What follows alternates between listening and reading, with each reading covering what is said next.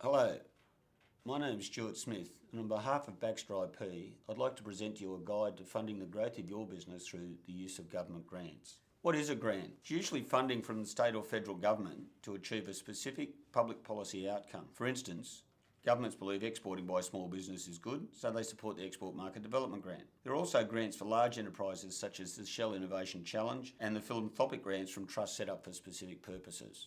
There are over 12,000 grants available from federal, state and local governments and the non-government sector, of which, believe it or not, most companies are only eligible for 3 or 4 of them.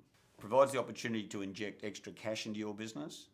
It's better than a bank because there is no interest and no repayments. What type of grant can I get? And here we'd like to break this up into 3 sections to make it clear and easy to understand which grant might be suitable for your business. Categorise these 3 sections as the first is the entitlement grant. This grant will be a reimbursement for payments made by your business, requires keeping proper records and completing the correct paperwork at the application time. Examples are the Research and Development Incentive and the Export Market Development Grant, and the Enterprise Connect Tailored Advisory Services. Do the right thing throughout the year and you will receive the expected grant amount. Second section for grants is the merit-based grants. This requires an application before any funding is granted. You must compete against other applicants for limited amount of funding. Usually they have a limited time which you can apply, and often these are known as rounds of grants. There is a small percentage of applicants will be successful and receive funding.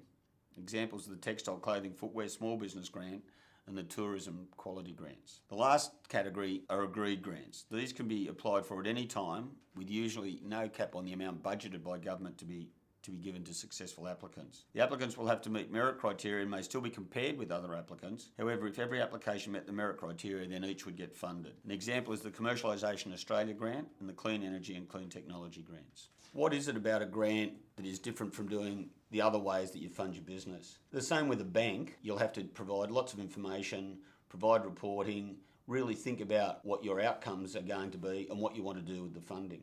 Governments have a way of looking at this, and we can break these down into what the applicant will need to know about, what the outcomes that you're trying to achieve are, and how you're actually going to manage the funding of that grant once you get it. Applicants, for instance, will need usually some intellectual property. For these, such as Commercialisation Australia or the Australian Technology Showcase, the federal government, the state governments want to know that when they invest in your business, there's actually something that no one else can go and copy and then just do it cheaper. So intellectual property is always an important element of a grant funding program. Your business structure can be important. There is no correct business structure, but depending on the business structure and the particular grant may determine your eligibility. And another issue is your financial strength. Some grants you don't want to be earning too much. Other grants you need to be over a threshold of income and revenue. Each grant we will have a look at what the particular thresholds are that you need to meet. There are over 12,000 grants available in Australia. You think, gee, that's terrific, I should be able to get one of those. Usually you'll find a business is actually only eligible for about 3 or 4 at the most. So the outcome of what you want to use the funding for, you need to really zero in and find the particular grant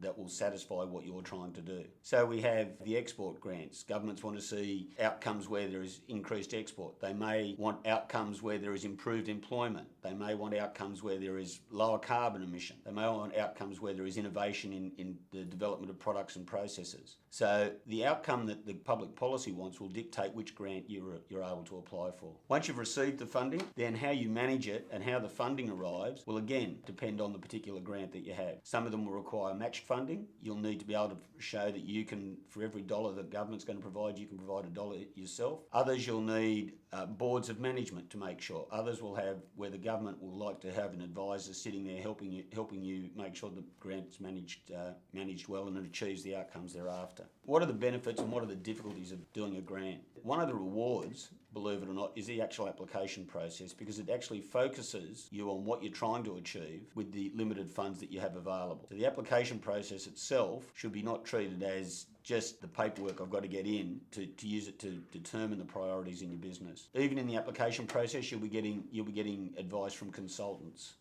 either in the process or as one of the conditions of the grant. Consultants and service providers will be part of the funding. You'll often get publicity. There's nothing a politician likes more than being able to turn up at your business in front of a news camera with a big check and talk about how much they're helping your business, and you would be surprised the amount of coverage that gets right across the reality television news and is valuable in its own right. It will help you produce business and marketing plans, help you work out what you need to do on the business and not just keep working in the business. You'll be forced to goal set. You'll have outcomes in your funding that you'll need to meet, and they will also go to the wider areas of your business as well. Do you have to put any effort in? Yes, you'll have to put effort into the application. You'll have to qualify. You'll have to make sure your businesses tick off all the areas that you'll need to do to satisfy the thresholds for the grant, and there will be reporting at the end of it. But at the end of the day, there will be cash available in your business that will not be repayable, that will really help fund the growth of your business. Just like to take a little bit of time to talk about some particular grants, particularly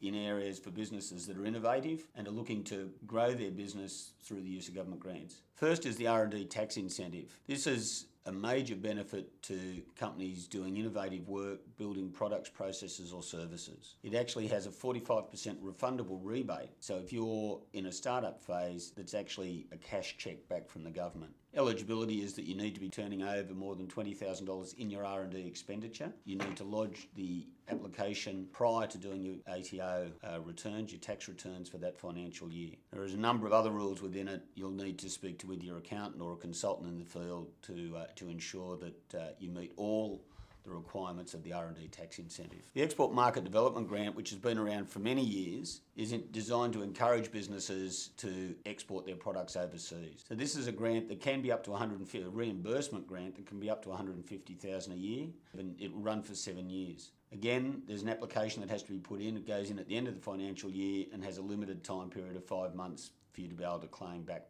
after the end of the financial year.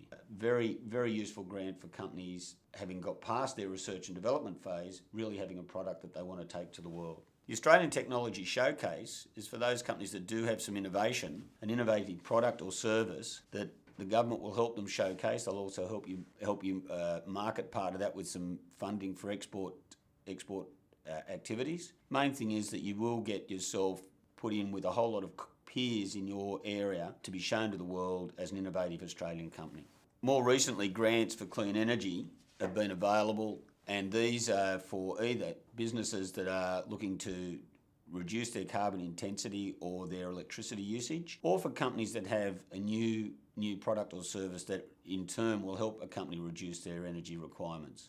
This is a major project with $1 billion going into it over the next 8 years. So it was well worth having a look at this particular grant if you think your business wants to become more sustainable or has products out there that can help other businesses become sustainable. The last one we'd like to look at, which is Commercialisation Australia. This particular grant is very useful for those companies that have developed their R&D and are now wondering how they can actually take it to the market, prove it in the marketplace, or get that funding to get it ready to make a launch onto the world stage. There are 4 areas of this grant. We will look at these in a section on their own, but for companies innovating, it is essential that they know about Commercialisation Australia and take advantage of the funding that's available through it. Thank you for your time today. If you have any questions regarding government grants at all, please contact Baxter IP and we'll be able to talk to you about your individual requirements.